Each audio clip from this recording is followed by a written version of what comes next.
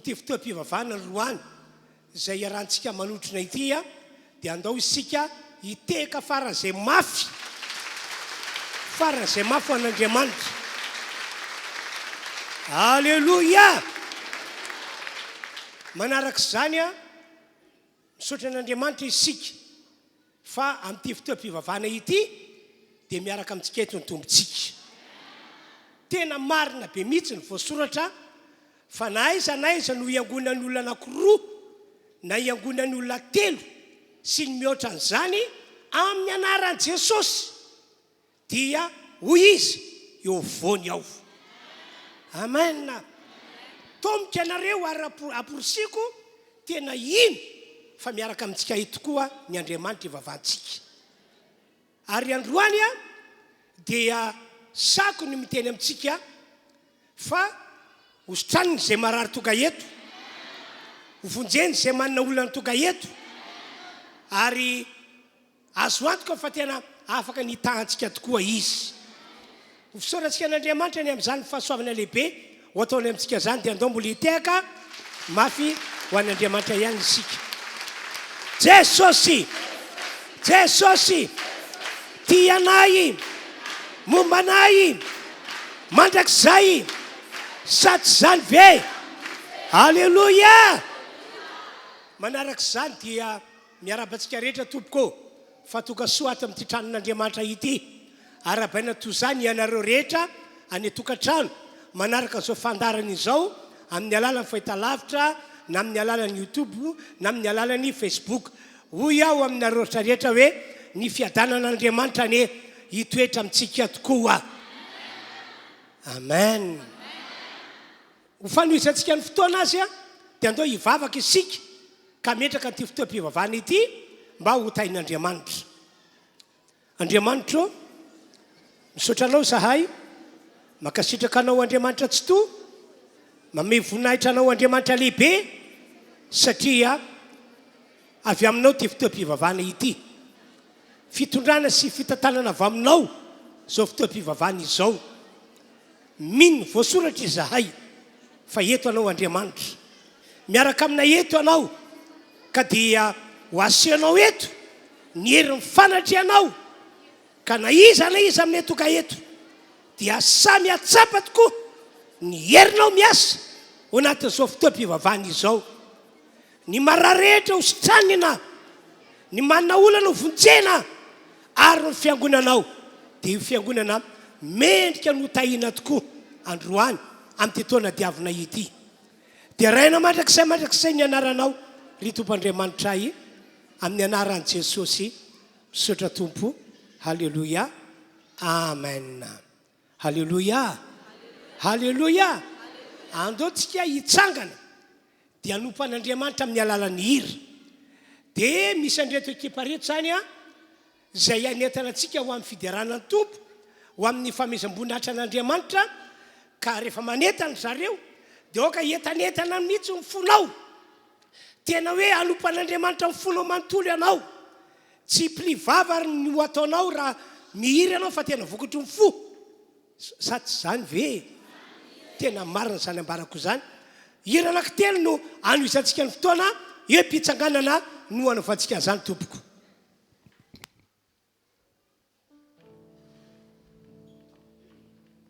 Alléluia. Alléluia. Alléluia.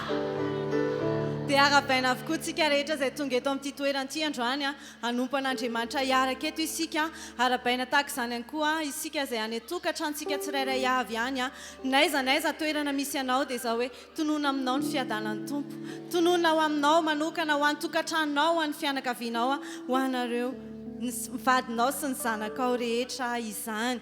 Androantsika araka ny teny mpanompon'Andriamanitra teo dia miaraka amintsika eto Jesosy. Amen. Eto izy izy le tompony tompo sy mpanjaka ny mpanjaka, izy nomentsika voninahitra eto.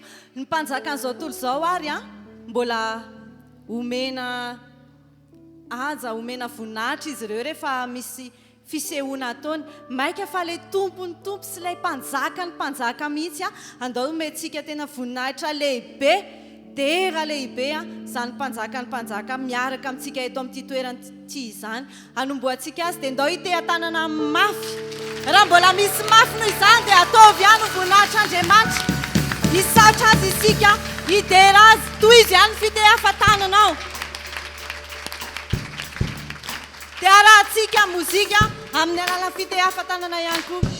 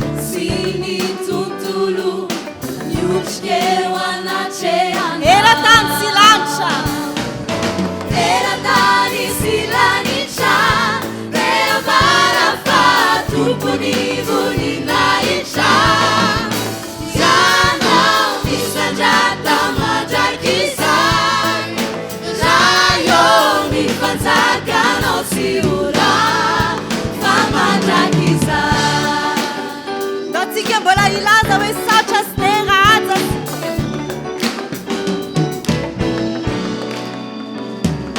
Saotra sy dera, laza sy ery, hoanao ray mandrakizay.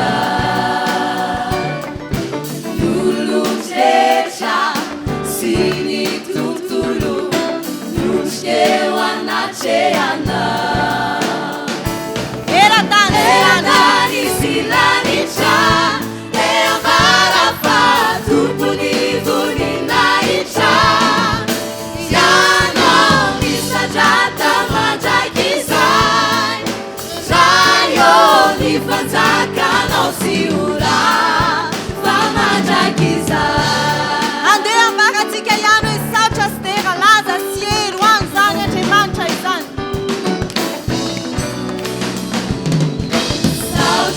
Sidera, laza sy ery, hoanao ray mandrakizay. Lolotretra sy ny tontolo, niotrikeo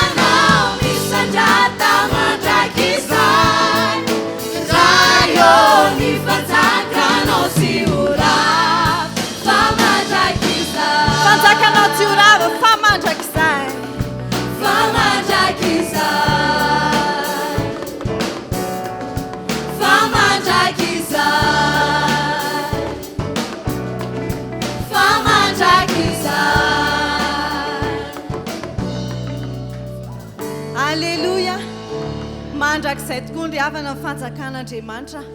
Fanjakana tsy azo ampiororony zany, azonao hitokisana ny fotoana rehetra zany. Andaontsika mbola omentsika an' Jesosy ihany ny dera, izy ilay naresy ny fasana, mendrika azy zany.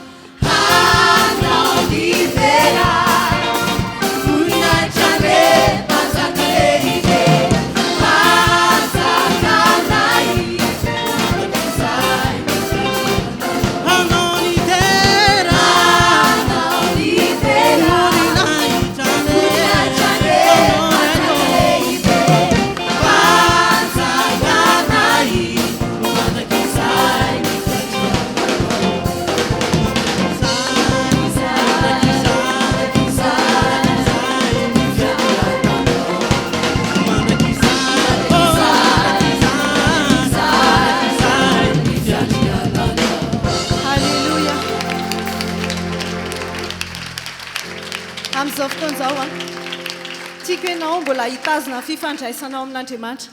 Raha mety a mba hahatonga ny fifatohanao tena ao amin'Andriamanitra tanteraka dia akopio mihitsy ny masonofinao. Manatrika Andriamanitra lehibe isika, manatrika mpanjaka isika. Tena ilay mpanjaka ny mpanjaka mihitsy no tonga eto amin'izao toerana izao. Mendrika omena voninahitra izany mpanjaka izany. Fiandrianany raha teo maharitra mandrakizay tsy misy mpanjaka hafa ao alohany tsy misy mpanjaka hafa mavita amin'ny solony toerany fa izy rery ihany tsy misy fanjakana hafa afaka ijoro hanozongozona izany fanjakan'Andriamanitra izany omentsika dery izy androany omentsika azy ny voninahitra tena hoe iondrika eo anatrehany isika amin'izao fotoana izao Jesosy ndreto izay vahoakanao tonga eto izay hanompo anao hanome anao ilay toerana sahazanao ilay toerana mampanjaka anao misandrata amin'ny ambony indrindra ianao anao ny tera voninahitra ny mpanjaka lehibe mpanjaka nari mandrakizay ny fiandriananao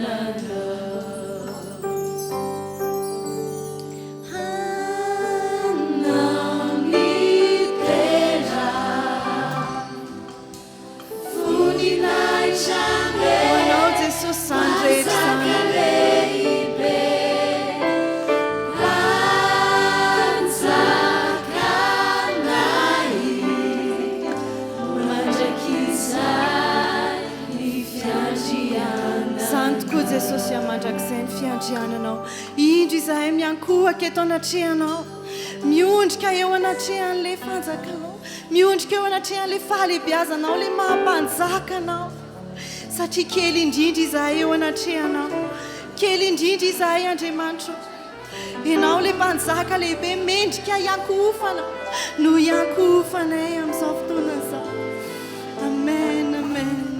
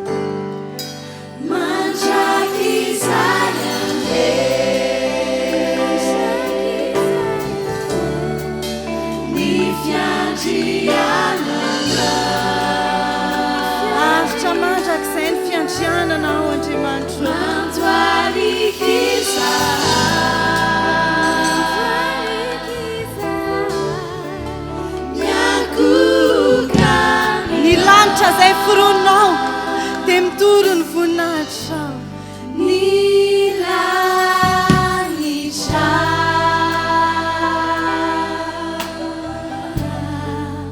mitory voninahitra tsy misy toanao Andriamanitra sy manasa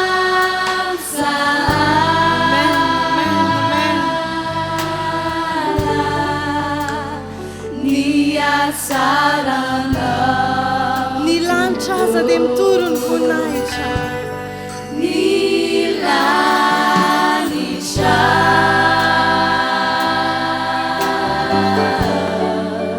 mitory voninahitra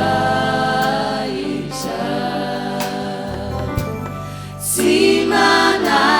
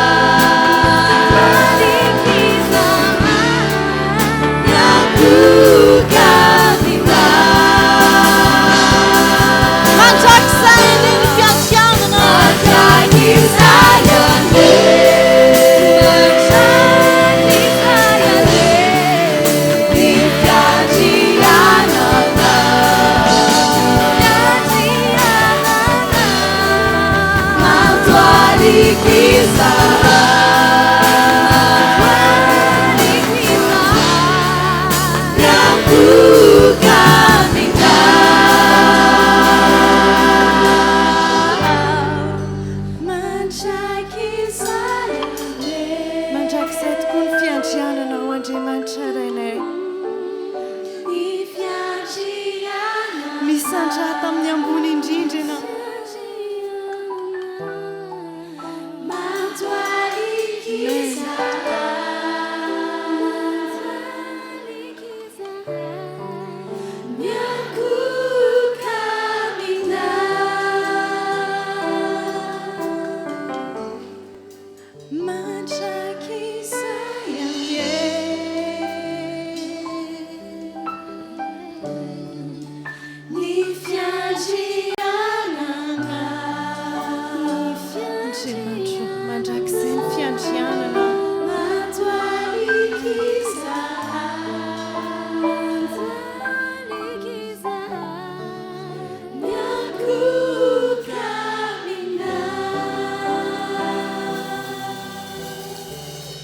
akpiany no masonao hivavaka isika tena anatrika an'Andriamanitra tokoa isika amin'ity andro androany ity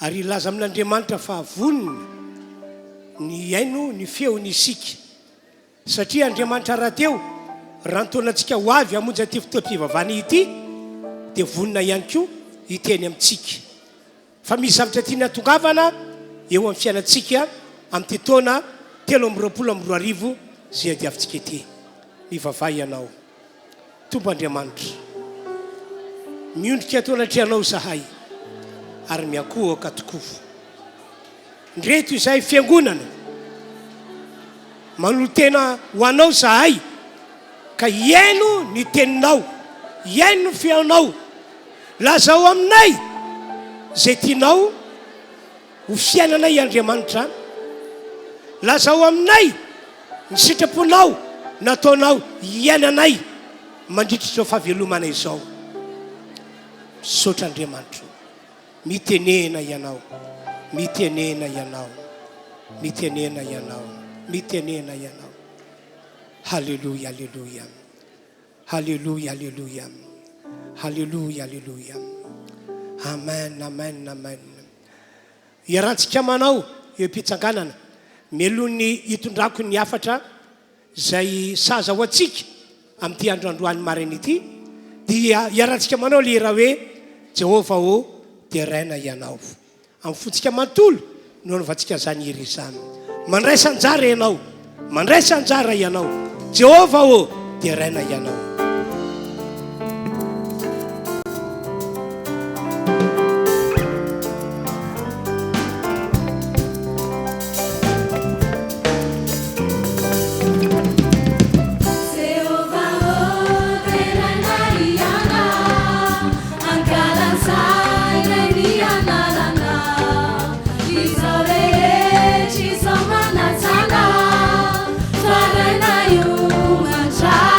Isa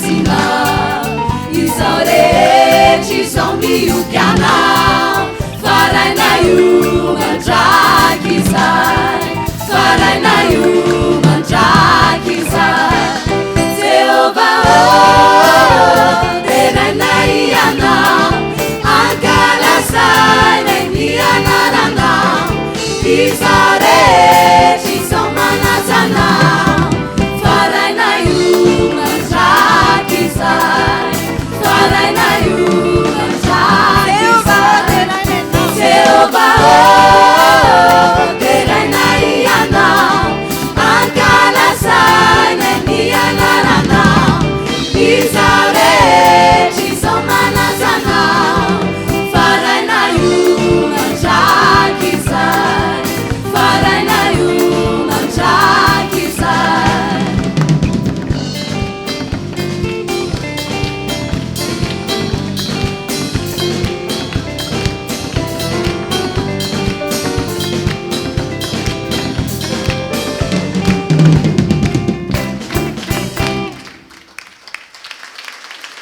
satria efa nitehaka ihany anao dia ataovy mafy be no zany mihitsy tsy hoandretondreto fa ho an'Andriamanitra zay topontsika sy vavantsika maka toerana tompoko maka toerana ianko nareo mpitarika sokafy ny baiboly vakitsika ny bokyny Genesisy toko 2:30 andininy 5:20 ka hatramin'ny andininy 7:30 Genesisy toko 2:30 andininy 5:20 ka hatramin'ny andininy 7:30 eno tsara ny voasoratra fa zay nataon'Andriamanitra tamin'ity lehilahy ity dia ho ataon'Andriamanitra amintsika rehetra tonga eto androany resaka vavaka izy ity ary resaka valim-bavaka toy izao ny voasoratra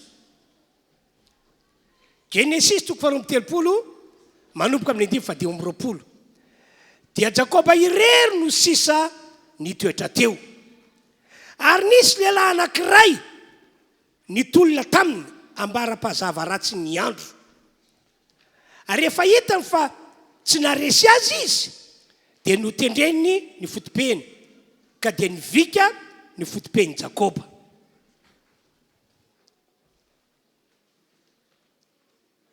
ary izy avy alao aho andeha fa efa mazava ratsy ny andro fa ho Jakoba tsy avy alao ka andeha ianao ratsy tahinao aho ary hoy izy taminy iza moa no anaranao dia hoy izy Jakoba ary hoy indray izy tsy atao hoe Jakoba intsony ny anaranao fa Israely satria efa nitolona tamin'Andriamanitra sy tamin'ny olona ianao ka nahariry dia nantany Jakoba ka nanao hoe masina ianao lazao kely zay anaranao ary hoy izy ahoana no antaninao ny anarako dia nitahy azy teo izy Matio ndray toko 9:20 dia vakitsika ny andininy 7:20 sy ny andininy 20 mbola resaka vavaka ihany izy ity sy valim-bavaka omen'Andriamanitra antsika dia eno tsara fa ho araka io ihany koa no ho ataon'Andriamanitra tanterako amin'ny fiainanao toy izao indray ny voasoratra ao 9:20 ary lazaiko aminareo koa raha misy roa aminareo mifanaiky aty ambony tany na amin'inona ka angataka izany dia ho azo ny avy amin'ny raiko zay any an-danitra izany 20 fa naiza no iangonana ny roa na ny telo amin'ny anarako dia eo afovoany aho avy amin'ny alalan'ireo tenin'ny baiboly no vakiana ireo ry fiangonana malala manatrika an'ity fotoam-pivavahana ity no akatsika fampianarana sy fampahirizana misy matoky isika fa tena hiteny amintsika tokoa Andriamanitra androany ary zay lazainy amintsika dia ho amarininy tokoa ka noho zany tomboka anareo angila tsofina tsara ary indrindrindrindra andray an'ilay teny fa Andriamanitra zay miaraka amintsika eto androany no hiasa eo amin'ny fiainantsika rehetra. Ry fiangonana rehetra tonga mamonjy anty fotoam-pivavahana ity.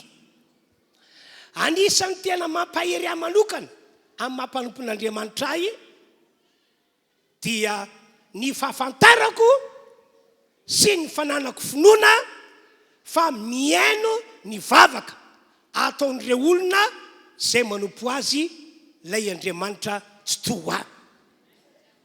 Ary ho manokana tena misaotra azy aho satria noraketina ato anaty baiboly ity ny tantaram-piainan'ireo olona zay ny vavaka ka noenon'Andriamanitra vavaka nataony ary ambony zany no valian'Andriamanitra mihitsy ny vavaka nataony.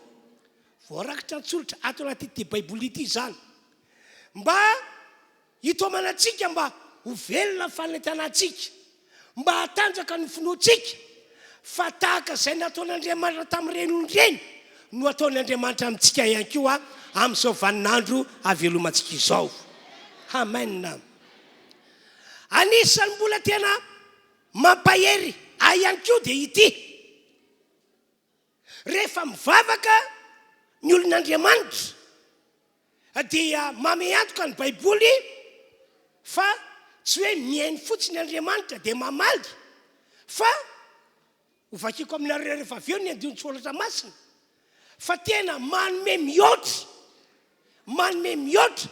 no zay angatantsika sy zay no heverintsika io Andriamanitra io. Any amin'ny dika teny hafa moa dia voalaza hoe manome zavatra mioapapana. Amen. Zavatra hafa, zavatra tsy nampozina, zavatra tsara lavitra, zavatra be lavitra no zay nangatanao na no zay noeritreretinao, zany no ataon'Andriamanitra rehefa tena mivavaka amin'ny fondrehetra le olon'Andriamanitra. Andoaka vakitsika ny voalaza ao amin'ny bokin'ny Efesiana 3:20. Ary tsara voasoratra Efesiana 3:20 vakiko ato amin'ny écran. Ary ho an'izay mahay manao mihoatra noho ny zavatra rehetra. Eny mihoatra lavitra, be lavitra noho izay rehetra angatantsika na heverintsika azy araky ny hery zay miasa ato amintsika. Amen. Amen. Ry fiangonana tonga eto mbola mafisiko ihany fa lay Andriamanitra zay tompontsika, lay Andriamanitra zay fananangana antsika ho olon'Andriamanitra, ho zanak'Andriamanitra tahaka izao, dia Andriamanitra miaino ny vavaka ataontsika sady Andriamanitra mamaly an'izany vavaka izany amin'ny fomba magaga. Misy fotoana matoka amiteny hoe mamaly antsika, mamaly vavaka ataontsika fomba magaga dia izao. Misy fotoana amin'ireny vavaka ataontsika ireny raha maha-olombelona ny olombelona dia ohatrany hoe impossible no hatanteraka izany, tsy afaka no tanteraka kosa izany. Fa tena tsy takatra saina ry havana rehefa miasa io Andriamanitra io na dia impossible amin'ny maha-olombelona antsika azy dia vitan'Andriamanitra ny manao azy ho possible eo amin'ny fiainantsika. Engane ka amin'ity androandroany ity dia ho hamarin'Andriamanitra amintsika fa na izy isika hivavaka amin'Andriamanitra tokoa amin'ny fontsika manontolo. Engane ka hiaino antsika Andriamanitra, amaly antsika Andriamanitra ary mihoatra lavitra no zay nangatanao sy zay no averinao no ataon'Andriamanitra aminao androany. Ary misy zavatra impossible tokoa amin'ny maha-olombelona olombelona, toloko amin'ny anaran'i Jesosy ho possible izany. Halleluja, halleluja.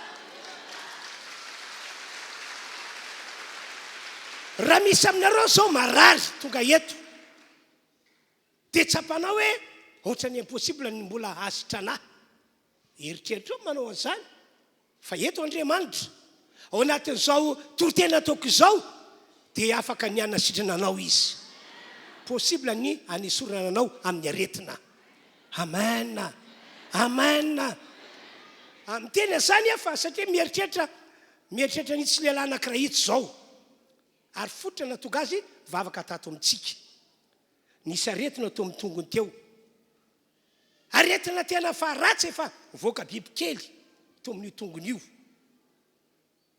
dia namonjy fotoam-pivavahana nataontsika atao pasamalo izy dia tamin'izany no nanaovana vavaka ho azy akory zavamagaga nysotran'Andriamanitra izy ary malaka kehitriny tsy miverina tamin'ntsony lay fery teo amin'ny tapony tongony teo teka mafan'Andriamanitra isika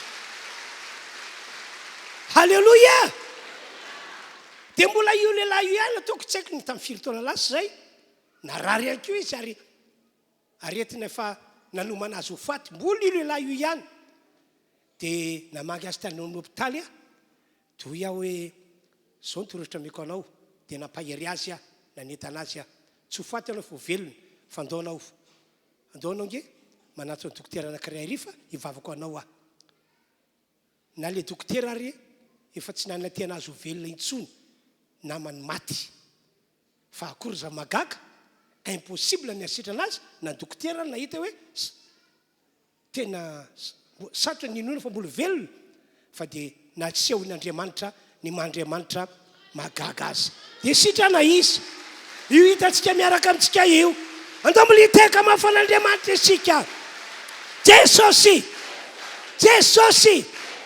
tianay mombanay mandrakizay sa tsy zany ve halleloia zay rehetra no vavaka amin'ity androandroany ity hitondra ny zavatra iriny amin'ny Andriamanitra amin'ny anara Jesosy amindra fo aminao Andriamanitra dia iaino anao izy ary amaly anao izy zavatra lehibe mihoatra no zay angatanao ane no ataony Andriamanitra aminao amin'ny fomba fiteny dia hoe anome zavatra mihoapapana anao izy ho tanteraka amin'izay manao amainina mafipesa halleloia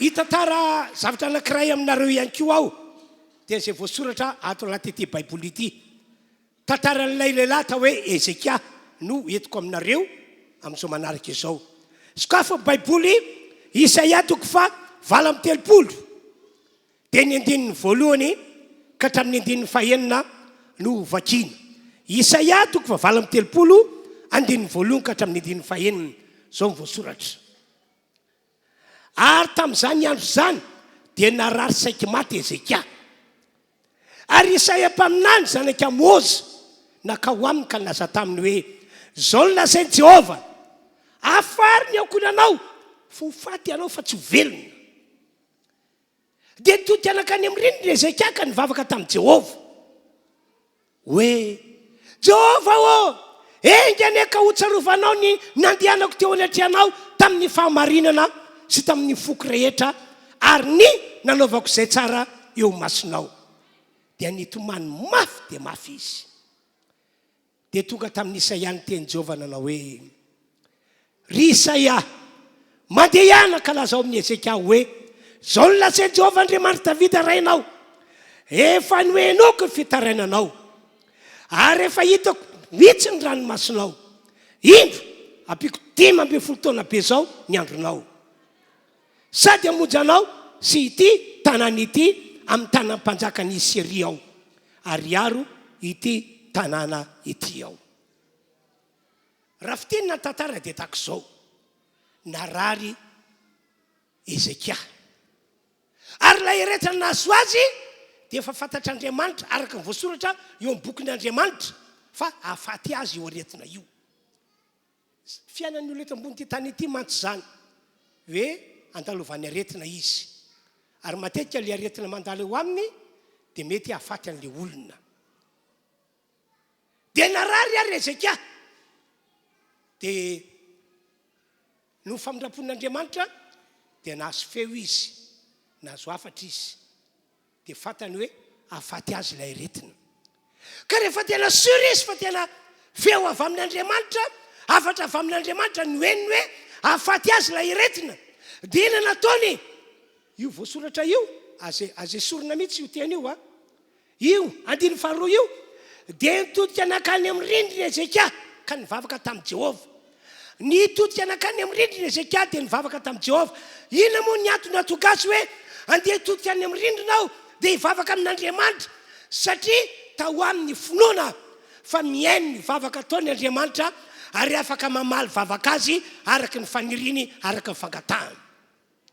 Itsika fiangonana tonga eto dia tena oka ho zay mihitsy fiainantsika amin'ny mahafiangonana antsika, amin'ny mahaolon'Andriamanitra antsika, amin'ny mahasalak'Andriamanitra antsika. Tena mihaino ihany fa mihaino vavaka Andriamanitra ary mamaly vavaka izy. Ka rehefa misy zavatra manahirana dia oka tsy hitady vahaolana hoe hoatsa na hoe roa. Tsy misy dia maharatsy loatra an'izany fa tsy azo antoka ny vahaolana atsy na vahaolany roa. Fa raha hitady an'Andriamanitra ianao dia mamiantoka amin'ny baiboly fa hiainanao izy ary hamalanao izy. Ka na dia zavatra impossible azy no entinao amin'Andriamanitra, ataon'Andriamanitra possible izany. Ho tanteraka amintsika rehetra ane izany tompoko. Amen. Dia raha mbola nivavaka indrindra Ezeka, natson'Andriamanitra Isaia, ry Isaia, avianao aty makanesana tranon'ny Ezeka, dia zao ny afatra lasanao aminy.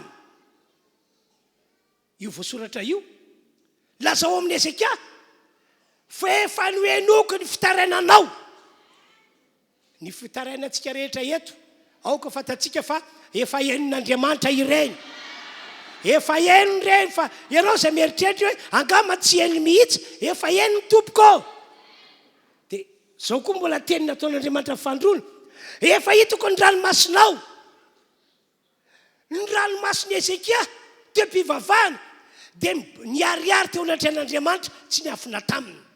Ho anareo izay nivavaka tamin'Andriamanitra tato ato na hatramin'ny taona lasa, latsa-dranomasy mihitsy anao mivavaka tamin'Andriamanitra satria mafy be le olana, enjana be le adina trianao, ry havanao, efa hitan'Andriamanitra zany. Efa hitany zany. Dia toy n'ilay tantara dia zao. Tapa-kevitr'Andriamanitra fa dia omena ny Ezeka ny nangatahany na ny zavatra niriny. Ary tena hoe zavatra mihoatra lavitra no izay nangatahany na ny zavatra niriny no nataon'Andriamanitra taminy. Zay nge le voalaziko tery am-boalohany le Efesana 4:20 hoe tsy vitany hoe mihaino vavaka fotsiny Andriamanitra sy hoe mamaly vavaka, fa tena manome zavatra mihoatra. Tena mihoatra no izay nangatahantsika sy izay eritreretintsika. Angamba ny Ezeka, angamba ho ia ny eritreritra izy hoe azo valim-bavaka hoe mba ho velona ao anatin'ny herinandro, na ho velona ao anatin'ny mbola ho velona ao anatin'ny ray volana, na mbola ho velona ao anatin'ny taona iray na roa. Ngamba mety izay ny eritreretiny. Kanjo tena zavatra tsy takatry ny saina no nataon'Andriamanitra. Hoy Andriamanitra hoe ho apiko 12 taona be izao ny andronao. Ho apiko 12 taona be izao ny andronao. Ganjanona teo zavatra tsy nangatahany Ezeka akory ity anankiray manaraka ity. Dia hoy Andriamanitra hoe amoja anao sy ity firenena misy anao ity aho, sady hiaro ity firenena ity manoloana ny fahavalo zay manao ataky eo amin'ny fiainanao. Tena nasian'Andriamanitra mihitsy hoe mihoatra no izay nangatahany Ezeka na izay noeritreretiny Ezeka no nataon'Andriamanitra teo aminy. Ka androany dia zao no teniko amintsika rehetra hoe hihoatra lavitra no izay nangatahanao sy izay noeritreretinao. Zany ane no ataon'Andriamanitra amin'ity fiangonana ity. Tsy misy avahana fa na dia olona samba tonga eto azy anao, na fandrolona na fatelo natokavanao eto, eny na dia tsika rehetra izay fatranany azy. Toloko amin'ny anaran'i Jesosy, omen'Andriamanitra valim-bavaka ianao, omen'Andriamanitra mihoatra no izay nangatahanao sy izay noeritreretinao. Ho tanteraka amin'izay mino ane zany. Ho tanteraka amin'izay mino ane zany. Asioteka ihany tompoko. Halleluia. Amen.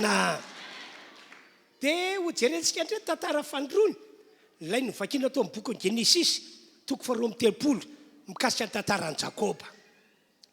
Jakoba nanana problème be mihitsy izy. Tena problème tsy hainy saina maneritreritra ho vahana. satria nahazo afatra izy fa izy tsy maintsy mody any amin'ny tanindrazana, tsy maintsy mody any amin'ny tanindrazana. Dia maha olombelona ny olombelona dia tena niaty-saina be mihitsy Jakoba hoe ahoana tsy maintsy mody any amin'ny tanindrazako ve aho?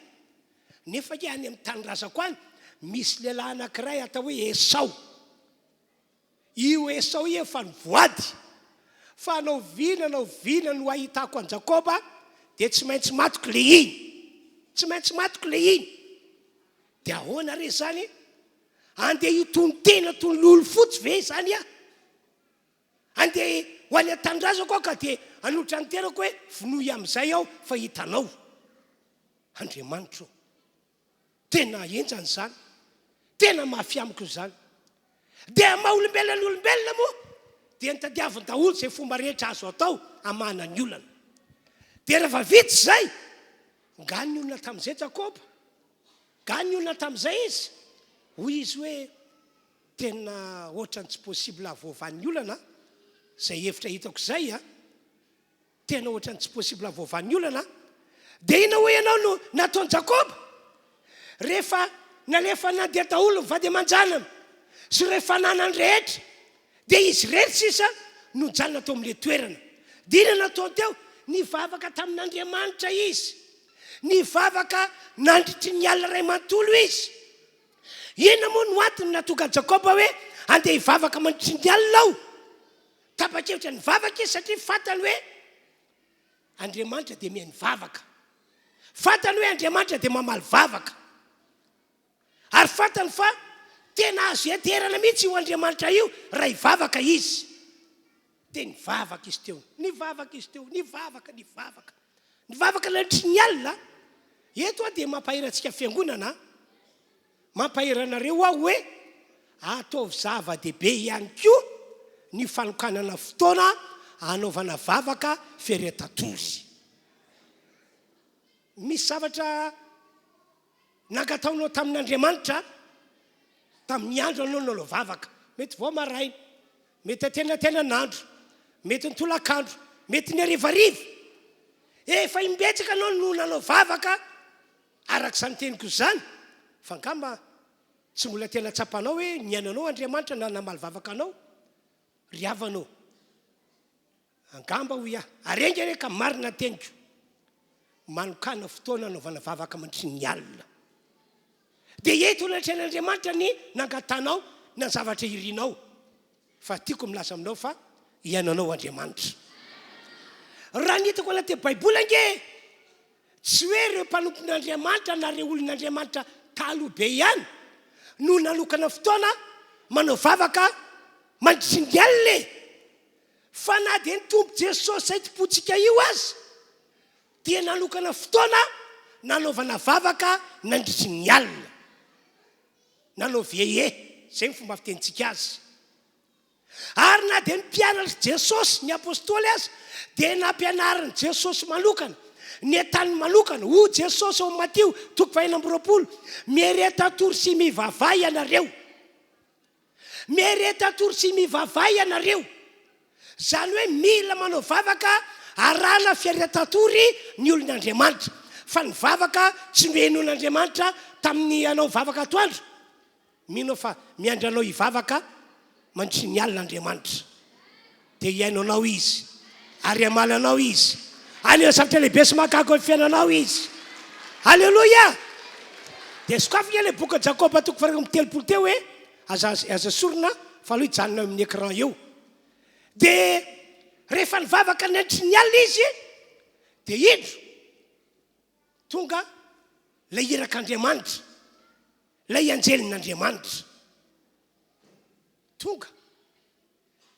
Ty tena surany tena mihitsy Jakoba hoe anjelin'Andriamanitra ity, irak'Andriamanitra ity. Fa za rery ve mivavaka eto e? Nahoana misy lehilahy vetivety mijoro akaiko? Tena irak'Andriamanitra, tena lehilahin'Andriamanitra ity. Dina hoe ianao natao Jakoba, notolomy io lehilahy io. Tsy avelako raha tsy tahinao ao, tsy avelako raha tsy tahinao ao. Dia hoy olay anjelin'Andriamanitra, azafady fa efa mazava ratsy zao ny andro, avy alao aho andeha, io voasoratra io hoe avy alao aho andeha fa efa mazava ratsy ny andro. Fa inona ny tena natao Jakoba? Tsy avelako andeha izany mihitsy ianao raha tsy voatay ao. Tsy avelako andeha izany ianao raha tsy voatay ao. Dia nitolominy teo. Ny andro amin'ny efa mandeha vao maraina. Dinganiko tantara. Tamin'ny farany dia nanapa-kevitra ilay irak'Andriamanitra, ilay anjelin'Andriamanitra fa dia hotahiana tokoa Jakoba. Amen. Dia voata tokoa Jakoba tamin'izay fotoana izay. Araka io tantara io dia ho araka io mihitsy no hitondran'Andriamanitra anao amin'ity androandroany ity, amin'ity taona ity. Impossible ny valim-bavaka raha maha olombelona fa possible satria Andriamanitra no ny asa. Rehefa tsapany Jakoba fa voatay izy, nisy fiadanana tao anatiny. Iainga amin'izay aho andeha ho any amin'ny tanindrazako. Dia notsenain'ny Esau izy. Tamin'ny voalohany aloha vao nitsena azy Esau dia nangovitra izy, miparahitra kely izy hoe ino ity satria Esau miaraka amin'ny 700 lahy. Dia niakoka tamin'ny tany izy. Kanjy rehefa niona izy mirahalahy, nasehon'Andriamanitra hoe zao no Andriamanitra tompon'ny fahefana. Zao no Andriamanitra mandidy manapa-kevitra. Raha olona tokony famono mba isy anankiray voaty eo, dia hoy ny Baiboly hoe ny famihina tamin'ny voziny izy roa lahy dia ny fanoroka sady samy nitomany. Ny vany olona natao amin'ny Jakoba. Androany zay rehetra hivavaka dia ho enon'Andriamanitra vavaka ary anao zavatra lehibe sy mahagaga amin'ny fiainanao Andriamanitra. Asio teka fara zay mahabe tompoko.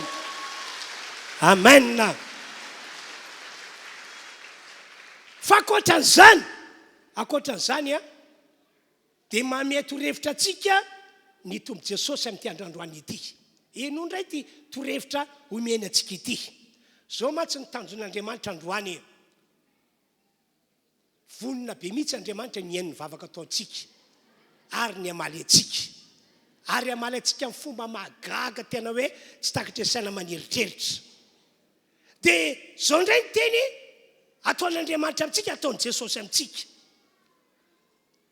Misy amin'ireo zavatra angatanareo Jesosy no tsy ho azonareo mihitsy, tsy ho tanterako ny fiainanareo mihitsy raha tsy maneho firaisan-tsaina sy firaisan-kevitra ianareo.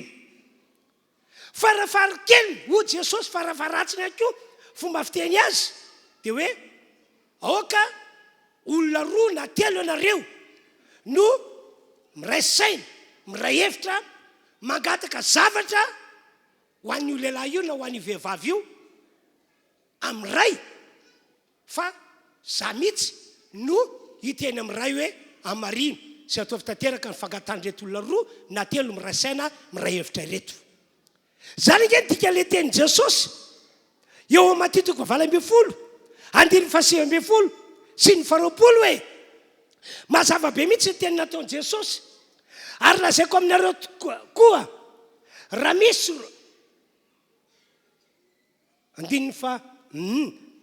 raha misy roa aminareo mifanaika aty ambony tany na amin'inona. Raha misy roa aminareo mifanaika aty ambony tany zany hoe miray saina, miray hevitra, angataka zavatra anankiray na roa na telo ho an'ity lehilahy ity na ho an'ity vehivavy ity na amin'inona dia ho Jesosy ho azony avy amin'ny raiko izay ny an-danitra izany. Satria ao anatin'ilay firaisan-tsaina na ao anatin'ilay firaisan-kevitra izao Jesosy izay tomponareo dia hitoetra eo voninareo. Eo voninareo anankiroa na eo voninareo anankitelo na eo voninareo 5 amanena na 10 na 4 na 4. Fa naiza no engonina ny roa na ny telo amin'ny anarako dia vony ao Jesosy. Dia izaho mihitsy no hitena amin'ray hoe ray eo zao ny zavatra angatandreto ho an'ity rangahy ity na ho an'ity ramatoa ity omeo azy zany angatany zany. Fa efa matotona fahotandreo olondreo aho, efa soleloko andreo olondreo aho, ary angatako anao ray tantiarao ny nangatahany, ataovy mihoatra mihitsy ny nangatahany. Halleloia. ina moa zany tian'Andriamanitra ambara amintsika manentana antsika Andriamanitra androany a manomboka androany aza atao dilatra mihitsy ty herinandro ity mitadiava namana raina namana fandrona fanteliny namana azonao itokisana aoka iresaina ianareo roa ianareo amin'ny rahavavy na ianareo amin'ny rahalahy na ianareo 5 menata 9 menata dia mangata amin'Andriamanitra ny zavatra ilain'io rahavavinao io na io rahalahinao io aseho amin'ny firaisan-tsaina aseho anaty firaisan-kevitra fa efanampanana ten'Andriamanitra fa ihany ny vavaky ny olona roa na ny vavaky ny olona 3 na mihoatran'izany ka zay valim-bavaka tsy tanteraka taminao fony ianao mbola ianao rery ianao seul no ny vavaka tamin'Andriamanitra ho azonao ao anatin'le firaisan-tsaina ao anatin'le firaisan-kevitra amen. Azaka tanandro zany riavana malalo azaka tanandro fandroany dia androany ihany vita ty fotoam-pivavahana ity na dia ho tokotapam-piangonana ary ianareo amin'ny rahavavy ianareo ty amin'ny rahavavy dia mifanatona andeo rahavavy vavaka ho ahy fa manana problema tak'izao aho manana zatra manahirana tak'izao aho tsy mety azoko mihitsy ny nangatako tamin'Andriamanitra tsy mety ny va mihitsy problema andeo rahavavy tsika telo amin'ny rahavavy tsika 5 rahavavy tsika amin'ny rahalahy isa andeo iaraka vavaka androany dia androany rehefa mirava dia ataova ny pratika any an-tranonao ataova ny pratika fa ho hitanao ny fiasan'Andriamanitra fa hita ny herin'Andriamanitra manafakakana eo amin'ny fiainanao ianao zay rehetra mihy dia akatako hiteka mafy be tompoko ataovy mafy be mihitsy ny tekao ome voninahitra miteka Andriamanitra halleloia zao zany ny afatra ambaran'Andriamanitra amintsika ny Andriamanitra zay tompontsika sy ny Andriamanitra ivavahantsika lay antsontsika hoe rain' Jesosy Kristy sady raintsika dia efanampanantena araka ny voalaza amin'ity baiboly ity fa miaino ny vavaka ataon'ny olona izy ary mamaly ny vavaka ataon'izany olo zany amin'ny fomba magaga izy ary mihoatra lavitra no zay nangatan'le olon'Andriamanitra na zay no heverin'le olon'Andriamanitra no ataon'Andriamanitra tanteraka eo amintsika rehetrarehetra ka na sambany azonao tonga eto sambany na fandrona na fantelony dia tsofoko rano no hoanareo tranainany koa moa ao anatin'izany iainanao any Andriamanitra amaly anao any Andriamanitra ahita ny voninahitr'Andriamanitra any ianao andeo mbola hiteka iantsika tompoko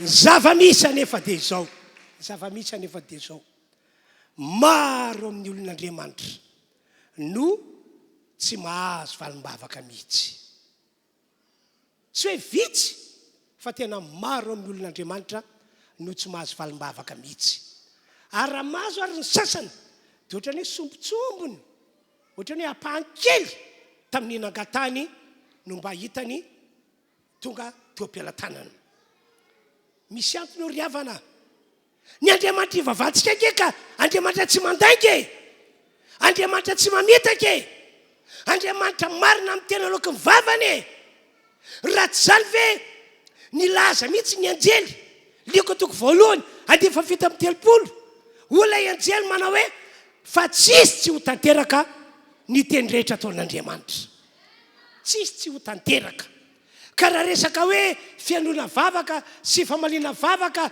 ary famezana valim-bavaka mihoatra no zay nangatanana zay no heverintsika dia tena arak'izany mihitsy no ataon'Andriamanitra amin'ny olon'Andriamanitra amintsika zay efa tonga zanak'Andriamanitra fa ny antony voalohany dia ity raha toka mbola manota le mpino kristianina na le olon'Andriamanitra raha toka tsy mahafoy miala amin'ny fahotana sy fomba ratsy fanaony lay kristianina na lay olon'Andriamanitra dia zay fahotana izay sy fomba ratsy fanaony tsy fony ialana zay no manakana ny fangatahany tsy ho tonga any amin'Andriamanitra mihitsy mivavaka le olona fa tsy tokany amin'Andriamanitra mihitsy ny fangatahana fa eny teny-dalana dia voasakana.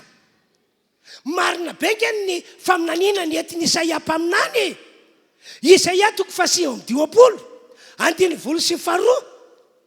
eo amin'ny 2 zao dia hoy Andriamanitra manao hoe indro ny tanan Jehova, ny tanako i Andriamanitra tsy fohy fa mahavonjy.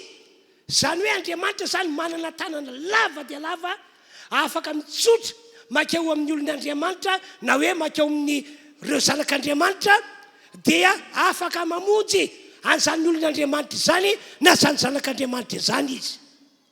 Ary ny sofoko i Andriamanitra tsy lanin-dalovana na hoe bada fa tena mare.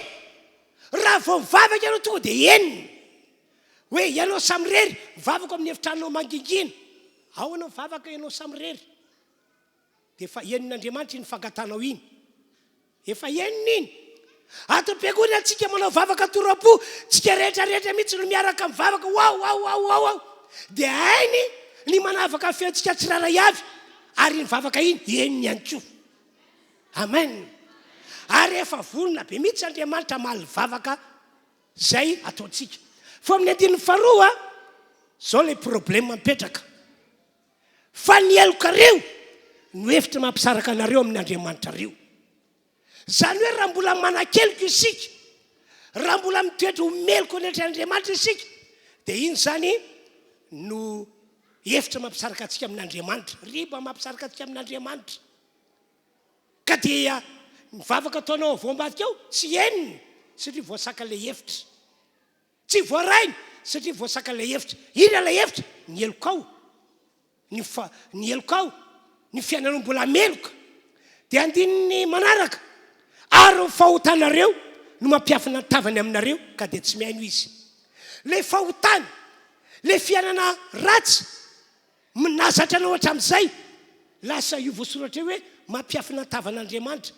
Avy hatrany dia miafina ray manontolo Andriamanitra. Dia tsy vitany hoe tsy hitanao izy fa dia voasaka ilay hevitra iny ny vavaka ataonao dia tsy ho azonao mihitsy zany ny valim-bavaka. Zay mahatonga voasoratra hoe ka dia tsy mihaino izy. Zay zany ny antony voalohany. Ka anjarantsika fiangonana zany amin'ny androandroany ity ny mandiny tena, ny mandinidinika tsara fiainantsika sosanatry. Ka zay no antony mahatonga anao hatramin'izay na mpino kristiananao na fiangonana kristiananao na olon'Andriamanitra anao tsy nentina azo valim-bavaka mihitsy ary raha nahazo ary dia sombitsombo ny azonao. So dia zay tokoa lahy. Ka dinio ny mombanao, dinio fa Andriamanitra marina, Andriamanitra tsy mandainga, Andriamanitra matoky amin'izay nalokany vavana. Ny antony faharoa indray dia ity: raha toka tsy manana finoana mihitsy le olon'Andriamanitra, raha toka tsy manana finoana ianao dia tsy ahazo valim-bavaka zany mihitsy ry havana. Ny Andriamanitra ivavahantsika nge raha ny voalaza amin'ny Baiboly no jerena dia miasa amin'ny alalan'ny finoana zay ananan'le olony. Miasa amin'ny alalan'ny finoana anan'le olony izy. Raha manam-pinoana le olony dia miasa arak'izany izy. Raha tsy zany ve impiry moa Jesosy no efa niteny tamin'ireo olona zay niona taminy, nitarena taminy, nangataka zavatra taminy, dia ahoana ho Jesosy? Tonga avy aminao arak'izay inonao. Raha vehivavy lehibe ny finoanao, tonga avy aminao arak'izay inonao. Tsy mbola nahita finoana lehibe tak'izany aho na dia teo amin'ny vahoaka ny Israely azy, no zany tonga avy aminao arak'izay inonao. Ohatr'izany foana ny fomba fitenin'i Jesosy. Ataoko fa efa hainareo tsara ke ny voalazan'ny Hebreo 1:9. Tsy efa vitanareo tsenjery ve zany? Efa tsy indray mandeha na indroa ny teny zany taminareo teto. Araka fomba fiteny efa impolo kely no tondrako an'ity verset ity. Ahoana ny voasoratra? Fa raha tsy amin'ny finoana tsy misy azo atao zao nasitraka amin'Andriamanitra. Tsisy fahakasitrana azon'Andriamanitra omenanao mihitsy rehefa tsy ao aminao ny finoana, rehefa tsy hitan'Andriamanitra ao aminao ny finoana. Fa zay manatona an'Andriamanitra zay ny toan'le teny. Na ihany koa hoe zay mivavaka amin'Andriamanitra voalohany tsy maintsy mino fa misy Andriamanitra. Hafahafa be nge zany hoe andeha hivavaka amin'Andriamanitra hoy ianao, andeha hitondra problema anao amin'Andriamanitra hoy ianao, nefa izy ary tsy inonao akory ny fisiny.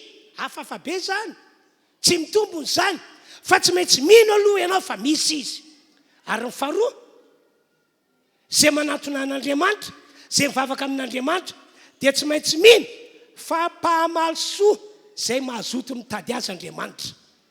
Tsy maintsy mino ianao fa mihaino vavaka Andriamanitra ary mamaly soa ho an'izay mitady azy. Zay zany io Hébreu 1:25 io. Ry havanao, ataoko fa efa ainao be mihitsy ty tantaratantarako ity. Ndre mandeha tonga teny amin'ny fasana nandevenana ny Lazarosy, Jesosy niaraka tamin'olona maromaro. Iny ny atondiny eny ho velomina Lazarosy efa maty, zay efa nalevina 4 andro lasa izay. Dia rehefa zay ny décision tao amin'ny Jesosy, dia nitsangana ary tena baviny maty. Marta no anarany. Mpampianatra ô, ino ty ataonao? Efa maimbo izay, efa maimbo ny anadanay, efa trano zay nandevenana azy tato, tsy possible intsony ny mbola avelomany. Inona ty ataon'ity vehivavy ity o Jesosy? Tsy mbola fatany foana ve aho hoe iza moa zao io no miteny tahaka zany ity raha matoy ity? Dia ho Jesosy o Jaona 2:250, Jaona 2:250, io voasoratra io, ho Jesosy taminy: tsy voalazako vary Marta, fa raha ino ianao dia ho hitanao tokoa ny voninahitr'Andriamanitra. Ka matetika ho iaho zay tsy finoany zay no misy ampivavaka be dehibe. Zay tsy finoany zay no hitan'Andriamanitra amin'ny olon'ny Andriamanitra be dehibe. Anka tsisy azon'Andriamanitra atao na dia olon'Andriamanitra ary ianao, na dia zanak'Andriamanitra ary ianao. Noho izany indrindra, zao ny afatr'Andriamanitra ambara amintsika androany. Satria efa vonin'Andriamanitra, efa tena voniny, tsy te hangatakandro intsony izy hoe alao mitolao avy na alao mirotona, fa efa voniny izy androany dia androany ihany. Ny ainy ny vavaka ataonao, ny amaly ny vavaka ataonao, ny anefa izany ny fomba magaga, ka mihoatra lavitra no izay nangatanao sy izay no eritreretinao no tian'Andriamanitra atao anao. Zay nataony tamin'ny Ezeka ho ataony aminao, zay nataony tamin'ny Jakoba ho ataony aminao. Noho izany dia miatso anao Andriamanitra amin'ny alalan'ity teny ity: manaovy ianao vavaka sy fifonana amin'Andriamanitra, raha tsapanao tokoa fa voasaka n'ilay ota iainanao, na voasaka n'ilay ota tsy fonao ialana ny fangatanao amin'Andriamanitra, na ihany koa hoe voasaka n'ilay tsy finoana nisy teo aminao. Manaovanao vavaka sy fifonana malaky amin'Andriamanitra. Anio dia anio ihany dia ataovy fibebahana tompoko, satria efa tena maika dia maika Andriamanitra, efa dodina dia dodina iaino ny vavaka ataonao. Ka na dia possible maha olombelona reo dia ho ataon'Andriamanitra possible androany. Antony fahatelo indray antony tena lehibe ihany koa izy ity: matoka an'Andriamanitra tsy mihaino ny vavaka ataon'ny vahoaka an'Andriamanitra na ataon'ireo zanak'Andriamanitra. Antony lehibe ity ambarako ity: raha ohatra ka misy zavatra tsy avy amin'Andriamanitra eo aminao, mitoetra ao atokantranonao ao. Raha misy zavatra tsy avy amin'Andriamanitra ho iaho ao atokantranonao ao, mipetraka ao atokantranonao ao, dia zay no anisany manakana an'Andriamanitra tsy haino ny vavaka ataonao, tsy haino. Ary zay no fototra matoka an'Andriamanitra misaraka tanteraka aminao, dia hiady rery ianao, tena hiady rery arabaky teny. Ny anaran'io zavatra tsy araka ny sitrapon'Andriamanitra, na hoe tsy avy amin'Andriamanitra avelanao hitoetra ao aminao io, ny anaran'izy io araka voalazany bokin'ny Josoa 7 dia antsoina hoe zava-boaozina. Zava-boaozina no anaran'izy io.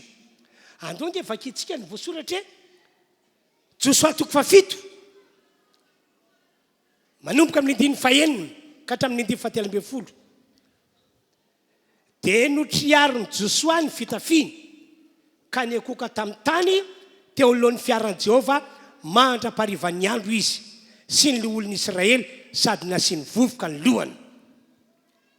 Ary Josoa, indrisy Jehova tompo, nahoana no mampita ity firenena ity foana teo Jordana ianao, anloranao anay eo an-tanan'ny Amorita andringanana anay.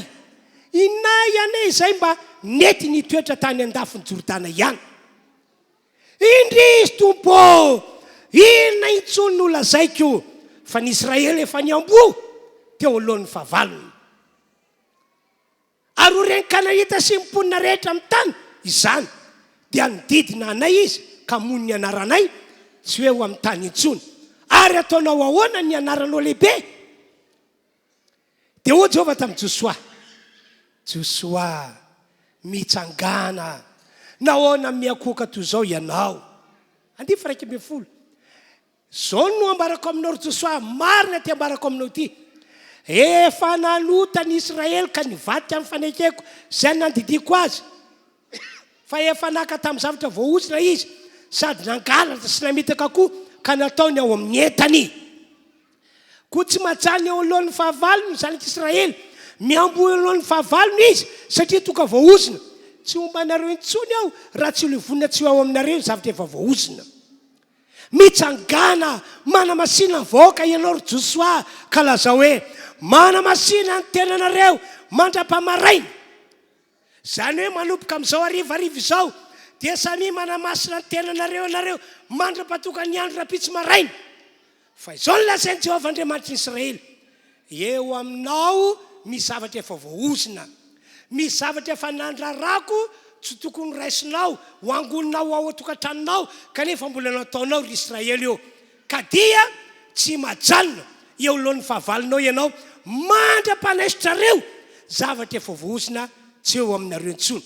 Dia averina eo amin'ny 1:11 dia aza hetsika eo ny teny aloha ijanonao io. Raha fitenina tantara dia izao, raha niala tany Egypta ny zanak'Israely ka hoe tododo any amin'ilay tany todradrony sy tantely, dia izao ny zavatra tsapan'izy ireo, niaraka tamin'izy ireo foan'Andriamanitra, tsy mba nandao na tamin'ny andro na tamin'ny alina. Filaza amin'ny Baiboly moa dia hoe amin'ny andro atoandro miaraka amin'izy ireo Andriamanitra amin'ny alalan'ny andro rahona, amin'ny alina miaraka amin'izy ireo Andriamanitra amin'ny alalan'ny andro hafa, mba andehanana ny zanak'Israely andro aman'alina ho any amin'ilay tany be fitahiana, be fahasoavana. Dia tao anatin'izany tsy indray mandeha na indroa na intelo indimy amanenina, fa imbe dehibe ry zareo reo no ny fanehitra tamin'ny fahavalo, nandalo ady, nandalo olana.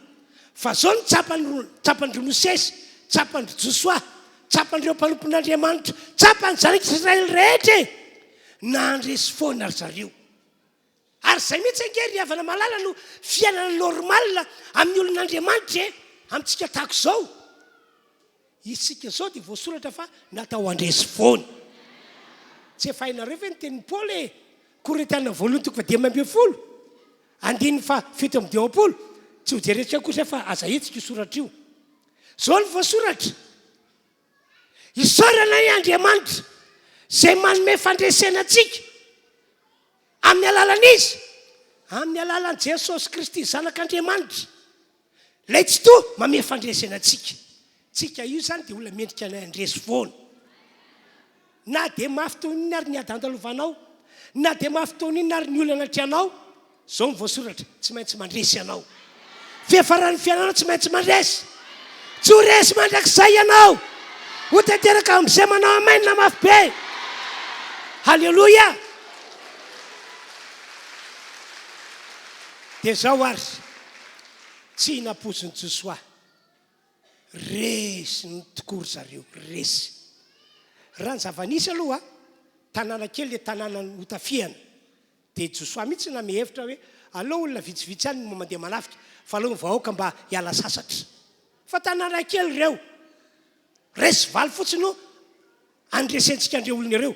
Kajo ao anao baiboly resy teo alohan'ny fahavalony ny zanak'Israely ny amboa mihitsy ry zareo zany hoe nandositra ary akoatran'izany nisy telopolo lahy maty mafy tamin'ny Josoa nge zany mafy nge zany ary zany no antony natonga Josoa avy hatrany dia nirovity ny lambany dia nitsikasikasany tamin'ny tany izy dia niosondavenina izy ary nalainy le vovoka natsipony teny ambony lohany tahaka ireny olona gaiky ireny tena korotany ny adony hoe inona ty tsy fahity ity fananiny fa nisiny no resy tahako sao zahay dia nalahelo Andriamanitra dia nampaherany Josoa hoe Josoa asa manao tahaka an'io ianao mitsangany ianao miarena ianao ho tantarako aminao ry Josoa ny antony satria nisy zavatra efa nandrarako ny zanak'Israely ray manontolo hoe tandreminareo rehefa mandeha manafika ianareo ka mahita na mahazo andreto zavatra reto toy ny volafotsy na volamena sy fanaka maro samihafa tandreminareo aza alaina ho ataonareo fananana ka ampidirinareo ao anaty tokantrano fa atero anatrano Jehova izany zava-boahozina mantsy izy io ka dia tandremo kanefa moa notikanareo ny teniko ny vaty-fanekeko anareo fa nisy tao aminareo reny zavatra nandrarako reny mihitsy no nalainy dia nampidiriny tao an-tranony nataony tao amin'ny entana io voasoratra eo hoe efa nanotany Israely ka nivaty amin'ny fanekeko zay nandidiko azy fa efa naka tamin'ny zavatra voahozina izy sady nangalatra sy namitaka koa ka nataony ao amin'ny entany mazava nge voasoratra nataony eo amin'ny entany no zany dia tsy majany eo anolohan'ny fahavalonareo ianareo ary ambony zany za tsy araka aminareo olona tahaka izany io zava-boahozina io no mahatonga tsy miaraka aminareo fa raha tianareo ny verenako any aminareo iarako aminareo indray esory zava-boahozina io esory zavatra tsakasitrahako io esory ry havanao zay mihitsy zany le tian'Andriamanitra ambara amintsika androany fa izy efa pare ny hainy vavaka ataonao ny amalina ny vavaka ataonao ary ny aneo marimarina fa afaka manome mihoatra no izay nangatantsika na zay no everitsika izy fa zao aloha dia nio ny momba anao zao lahy ka misy zavatra tsy nakasitran'Andriamanitra ao anaty tokantranonao ao misy zava-boahozinao zavatra tsy tokony apetraka ao an-tranonao dia apetraka ao ohatra manambady anao amin'izao fotoana izao fa hivadinao io vadin'olona tena mbola vadin'olona le tena tompom-bady dia inona ataony ohatra any anala mahitsy any zay mipetraka nizy miaraka amin'ireo zanakeliny anankitelo dia mitomany foana zay rainareo tena tsy malala mody mihitsy izy zay rainareo mivavaraka izy mba hodiny rainareo fa mijaly loatra isika fa ianao koa sato abatiato miliba amin'ny volana miliba amin'ny fanomezana miliba amin'le sosy mba misy fotoana ry ray mpianakaviana io andeha manginy zanako tandremo tsy mahazo mivoaka ny varavarana io anao tsy mahazo makany ianao misy nge efa olon'Andriamanitra zao efa kristianina izao kanefa mbola manina fiaina tahaka izany mihazona vadin'olona ry hafanao io vadin'olona mijanona ao an-tranonao io fihinanao io marina fa io manome manje anao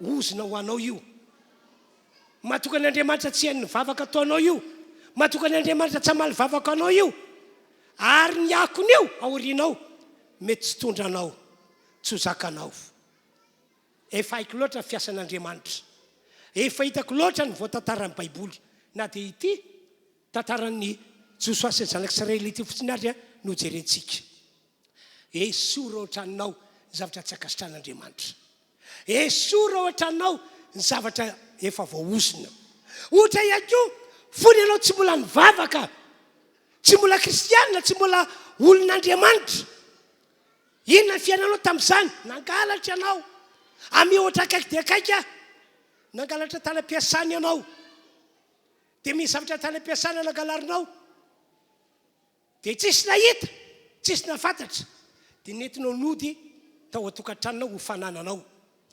Dia ny mpiasa marobe ny victime tamin'izany. Mpiasa marobe tsy manaiky an'io amin'ny patron. Inareo rehetra manolana io satria be valeur be izy io. Dia mitomany ny sasany hoe andray no bagaina rehetra isam-bolana ny karamako mandry ny enim-bolana nefa tsy nangalatra. Dia mitomany le mpiasa sasany. Fianao kosa amin'io faly nazo le fananana nangalarina.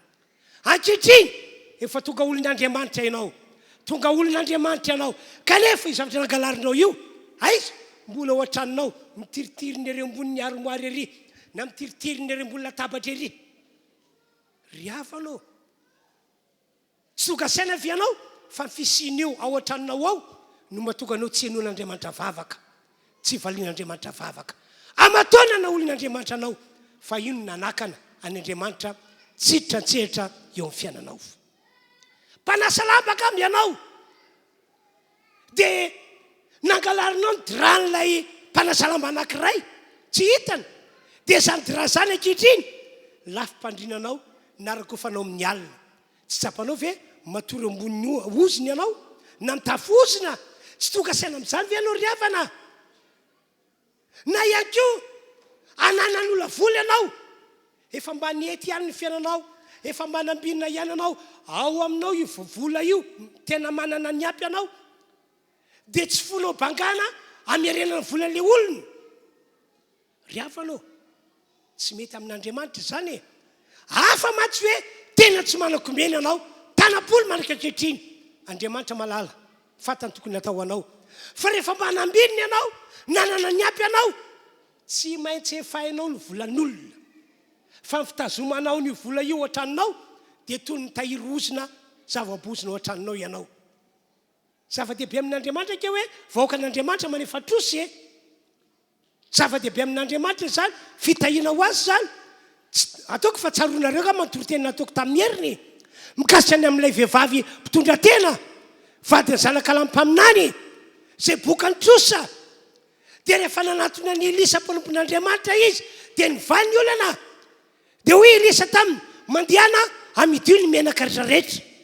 Rehefa lafinao dia omelo ny volan'olona, efa olo ny trosan'olona. Zay zany lara-pamena, efa olo ny trosan'olona. Fa ny ambony ivelomana sy zanakao, fa izany no lalam-pitahiana ho anao. Ka fatary daholo ry havana zay zavatra mety hoe ozina ao anaty tokantranonao ao, mbola tazominao ao. Fa efa vonin'Andriamanitra iany vavaka antsika rehetra. Na dia ianareo samba toka eto azy dia efa vonin'Andriamanitra iany vavaka ataonao.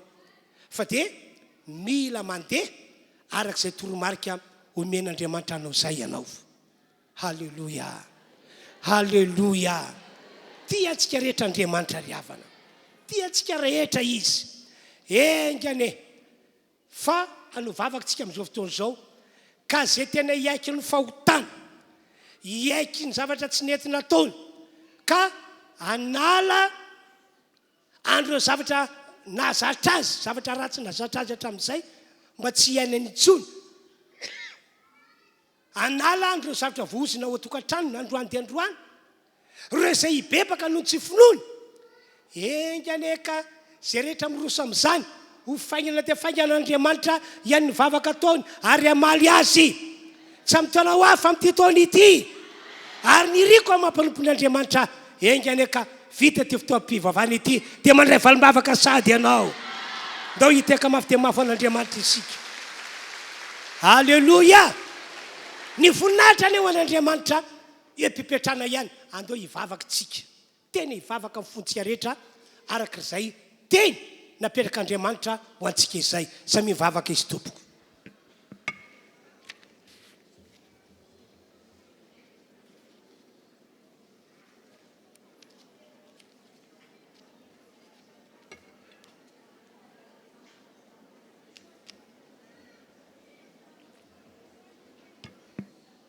Samy mivavaka izy.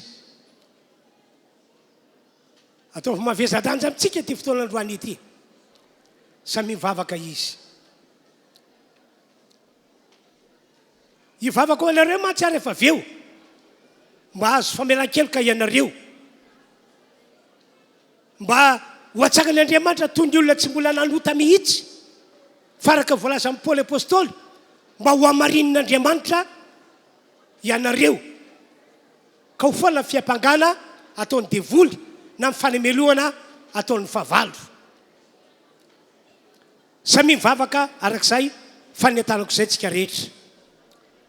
Misaotra Andriamanitra. Misaotra Andriamanitra, misaotra. Tia anay fiangonana ianao. Andro ray lehibe ho anay, andro ray toazato ho anay tokoa ny andro androany. Ka dia misaotra tompo. Halleluja. Andiny voalohany ihany, iarahantsika manao ilay hira hoe nandao anao ela aho raiky ho. Ataontsika mifontsika rehetra izay hira izay. Andiny ny voalohany ihany. Akipimo masinao.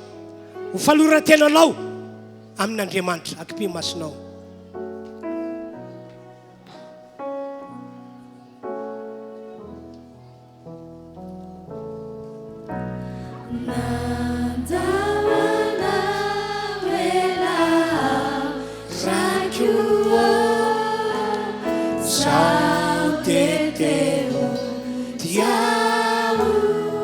Maniry ankina tratranao.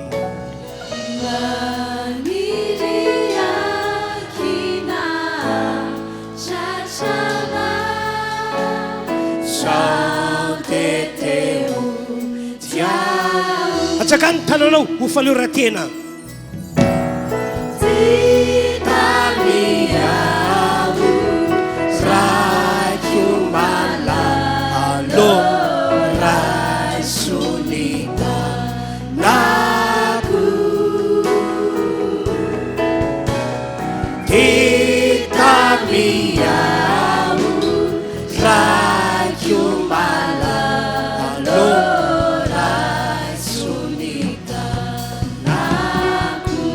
Apetrao eo amin'ny fonao tanana. Andriamanitra, mpanomponao ano manao vavaka ankehitriny. Mamindra fo aminay rehetra tsy misy avana toka eto ianao. Mamindra fo aminay ianao. Ary androany, no Jesosy izay efa maty ho anay teo ambony hazo fijaliana, dia mamialany ny elokay. Mamialany ny fahadisoanay rehetra. Sasao amin'ny rano Jesosy fitafianay, ho fotsy, madio toy ny oram-panala, ho fotsy madio ihany koa, tahaka ny volon'ondry fotsy. Ary androany, noho ny amin'ny Jesosy, dia atsanganao izahay, toy ny olona tsy mbola nanao diso taminao mihitsy. Ho amarinonao androany zany. Ka na izy, ny aiky ny fahotany taminay tonga teto, ny aiky ny fahadisoana, tena nandray tsara ny teninao teo, dia mihaino azy any an-danitra ianao. Valo vavaka izy, ary asiohy azy ny heriny valim-bavaka omenao azy. Ka mihoatra no izay nioetreretiny na no izay nakatany no ataonao eo amin'ny fiainana. Tena eo papana ny valim-bavaka omenao azy. Misaotra tompo. Mihaino ahy any an-danitra ianao, ary dia ho arak'izany no ataonao amin'ity fiangonana ity. Misaotra raha io. Halleluja. Amen. Deo hiteka ho antompontsika rehetra. Amin'ny anaran'i Jesosy, hiavaka ny fiainantsika amin'ity taona ity. Anisany andray zava-tsoa ny lanitra ianao. Fisaorantsika an'Andriamanitra dia mba arabao kely namanao akaikinao hoe arabaina voatay ianao hoe. Dia ataovy amenina rehefa miteny le namanao hoe.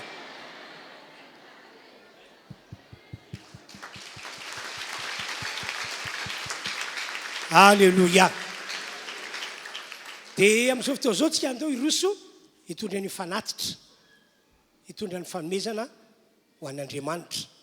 Endrika anankiray entin'ny olona manompo azy ny fanaovana fanatitra. Ka dia tanterao amin'ny fonao rehetra. Afaka hitondra ny mpahafolo-karena dia mitsangana eny, misy boaty ety anoloana mandrosoa. Dia le fanatitra fanaontsika mazatra isika ny fotoam-pivavahana ho tatazana eny atoerana eny. Anao hira anankiray sika dia mahazo mandroso tsika rehetra izay hitondra ny mpahafolo-karena na hitondra ny fanohanana ny emissiontsika. Mandroso tompoko.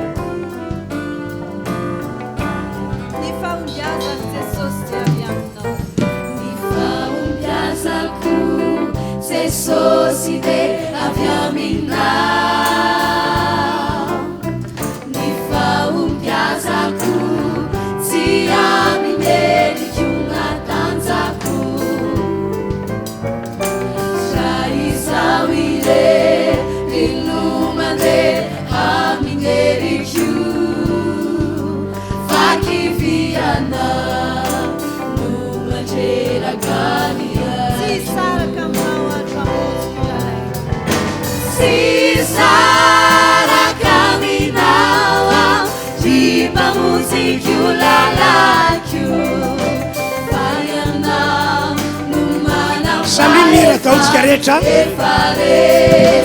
ataovy amin'ny fona rehetra rehetra fona matio zany iko zany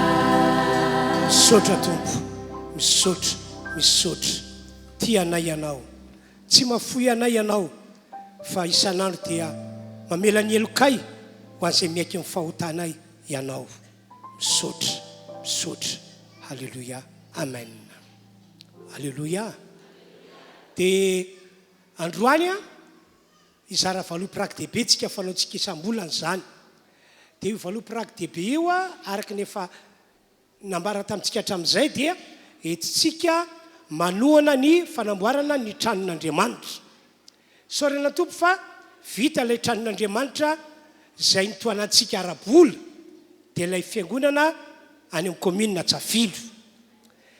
Tsy mbola vita angambany dia hoe ilay dalazy natao malama zay sy tsy vita fa efa vita zany ny ambany fa tsy vita malama fotsiny aorintsika vao mieritreritra ny anao an'izay ho malama. Dia miatoka indray zany tsika aloha zany zao fa manangom-bola indray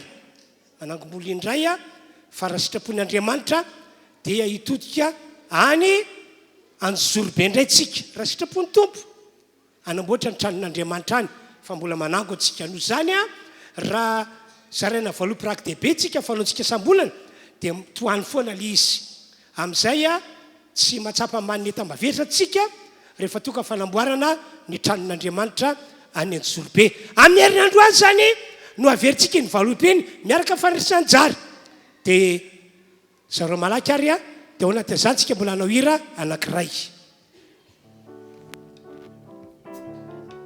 Da tsika hiaraka hitsangana ao anatin'ny tirity sady mandray valopy ianao no afaka hiderany anaran'i Jesosy.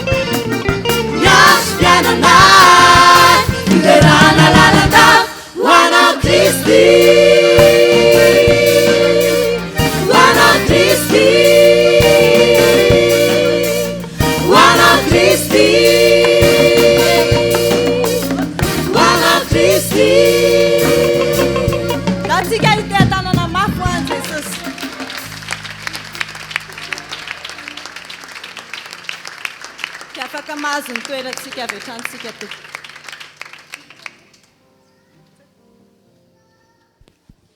dia iroso amin'ny fandarana manaraka ndretsika androany maraina zany dia misy zaza efatra menada zay hotsofina rano dia ho anareo zay mananjanaka hotsofin-drano dia amin'ny alady mipaska no misy hotsofan-drano tsy fantako moa na fa feny zany ny anaranao tsy alady mipaska misy hotsofan-drano raha ohatra ka feno ny anaranao dia ny alady heriny indray dia mbola misy fotoana tokatsika fitsofan-drano ny zaza alady mipaska moa alady faharoa volana avril dia ny heriny indray alady 14 volana avril misotra anarana ho ivelany ao zay mananjanaka hotsofin-drano vakiko ny baiboly mikasy amin'ny mahazava-dehibe ny fitsofan-drano zaza marika 10:13 ary nisy nitondra zarakely hoe ho aminy mba hametrany tanana fa ny mpiana ny teny mafia ireny nefa tezitra Jesosy raha nahita izany ka ho izy taminy avy alao ny zaza anatolahy ary azararana fa nytoazy ny fanjakan'Andriamanitra lazaiko aminareo marina tokoa nazovy no tsy handray ny fanjakan'Andriamanitra tahaka ny zaza dia ho tsy hotafitra amin'ny akory ary nitrotro azy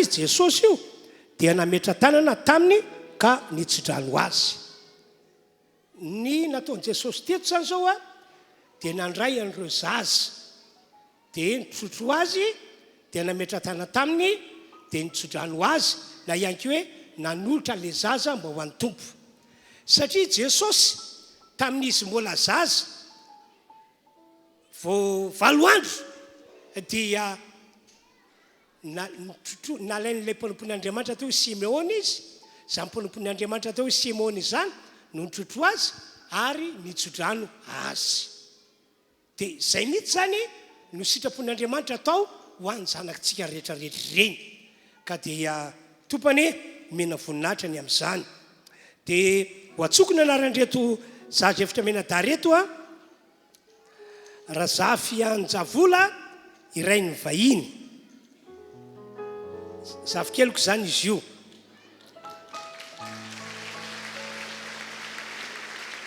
rakoto ny rina soa mariviny ny Davidy ny aina mandrosanareo tompoko raha salama ary soa tolotry ny avy Jona raha salama ary soa tolotry ny avy Jona ary farany andria miadana tsy toaina reo zany no zaza hotsofintsika rano amin'ny androandroany ety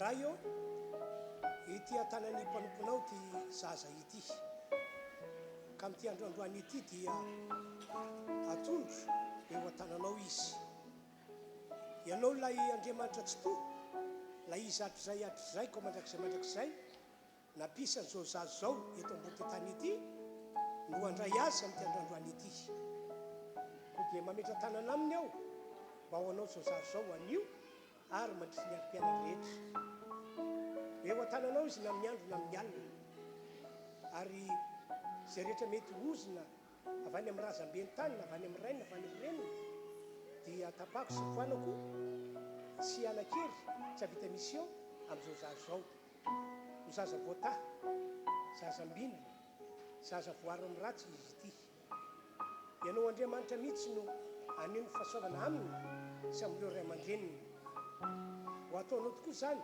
manomboka amin'ity androandroany ity ho tafita amin'ny fiainana izy zao zaza zao eto ratsy anao no nanovako izany fanorana izany amen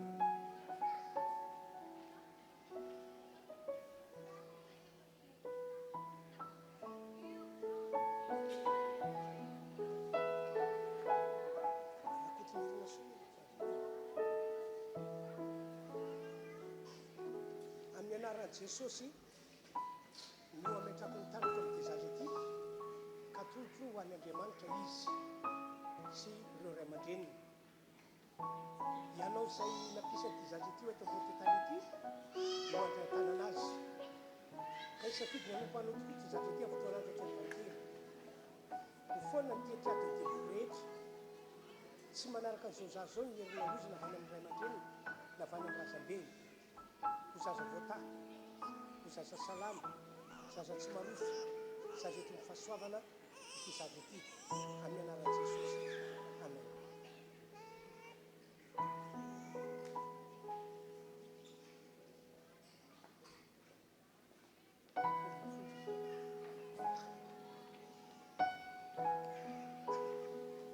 Rahasalama soa totsy miavitra zoana amin'ny anaran'i Jesosy no mahatrako taniko ity zazy ity ka lorako azy eo an-tananao Andriamanitra.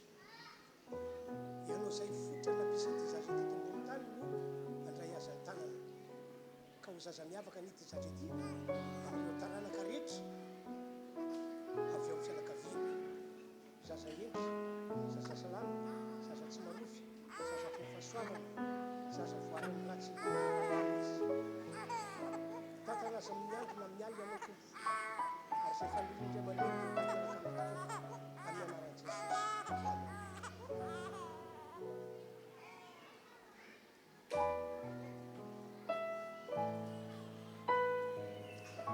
Andria miadana tsy tohaina zao mametraka ny tanako aminao le zara tovolakely amin'ny anaran'i Jesosy atolotra eo an-tanan'Andriamanitra ianao ny tompo mamindra foka mandray ianao an-tanana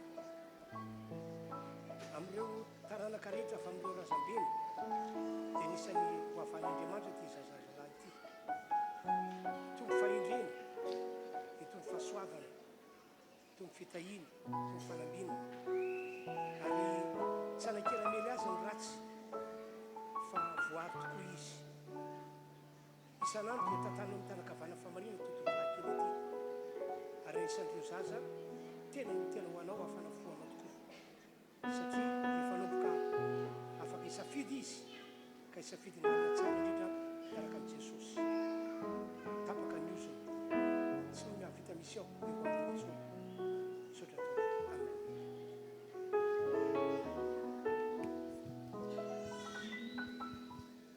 Andriamanitro Andriamanitro miantso anao dia aminamina hatramin'ny maraina hatramin'ny maraina no niantso anao mangetaenanao zany fanahito Andriamanitro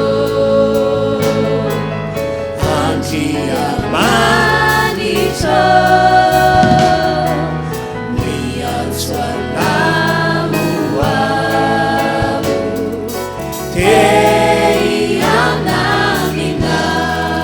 misaotra Andriamanitra omena voninahitra mandrakizay ianao. Amen. Ny filazana dia tahaka izao amin'ny Alahady 20 volana Marsa andro tsy fiasana io andro tsy fianarana ihany koa ny fiangonana RHEFI rehetra manerana Madagasikara amin'ny andro io dia maneho firaisan-tsaina firaisan-po firaisan-kevitra manao vavaka ho an'ny firenena malagasy manao vavaka ho an'ny Madagasikara ho antsika eto Antananarivo kosa dia miray hevitra tsika fa anao fotoan-dehibe eny Alakamisy feno rivo lalana makany amin'ny cure vodivorona iny ao amin'ilay toerana atao hoe Jerosalema eo zany no fotoanantsika amin'ny Alahady zao miditra amin'ny sivoro fotoam-pivavahana manomboka amin'ny sivoro tsara amintsika ho tonga any daholo raha tokony ho izy mifadianina moa zany isika satria tena vavaka natao any fa tsy fetifety akory kanefa moa no ny antony mety hoe tsy vitany sasany zany a dia mitondra sakafo maivantsika tsy hoe vary miaraka amin'ny loka 36 na 42 no entinao amina gony be hoentinany fa dia mba zavatra maivana karazana ody ambavafo miaraka amin'ny rano no entina ho azy zany amin'izay tsy tara ianao amin'ny enda maraina na fito farafatarany miala eto tanana riva anao dia mamonjy ny taxi be na taxi brous mandeha makany zay zany ny filazana iny tompoka dia anentanako atsika rehetra mba ho tonga daholo maraka firaisapo firaisan-tsainantsika fiangonana RHEFI eto Antananarivo zay zany ny filazana tompoka dia mirarisoantsika amin'ny ho andro io miona indray dia tsika tsangana amarana fotoana ny arantsika teto tsy mitsatra ny misaotra anao sy makasitraka anao zahay ry Tompoandriamanitra ranay avy aminao ny fotoam-pivavahana androany ary sitrakao ny lazanao taminay fa miainy vavaka taonay ianao sady mamaly an'izany amin'ny fomba magaga ary zavatra mioapapana mihitsy no setry ny valim-bavaka omenao anay misaotra Andriamanitra misaotra tena hitany voninahitra zahay fiangonana manomboka androany ary mandamoka amin'ny paikadiny devoly rehetra tsy misy azo ny atao afafaka amin'ny fiangonana ity le rahan'i Jesosy raha sarobidy misaotra Andriamanitra halleloia amen dia vory par groupe isika rehetra tompoko dia afaka miditra ny eo ivelany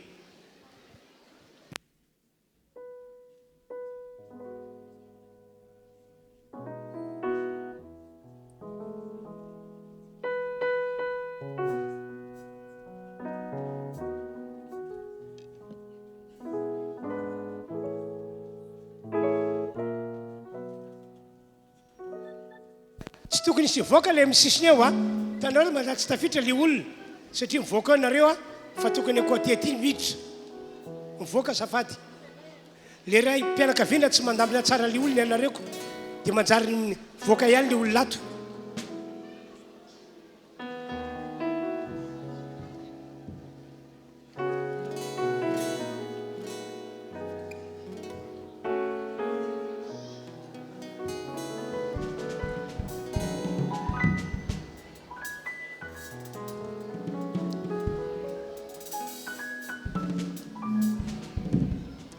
tonga dia mandrotsika tsy misy makany ariana fa makaty alohana miditra tompoko